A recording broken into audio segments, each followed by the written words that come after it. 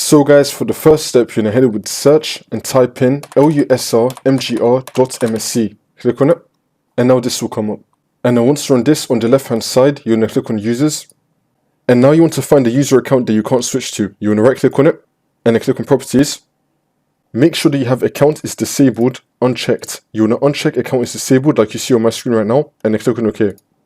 This should not fix your problem.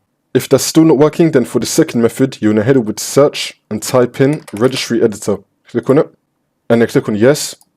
And then once you're on this, you can follow everything that I'm going to be doing up here. So first you want to expand HK local machine.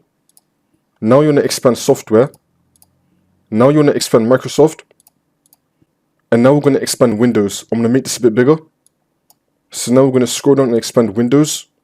I'm going to scroll down, expand Windows. And now you're going to expand current version. And now we're going to expand policies. We're going to scroll down till we find policies. We're going to expand policies. And now you're going to click on system. And now this will appear on the right side. Again, you can follow everything that I did up here.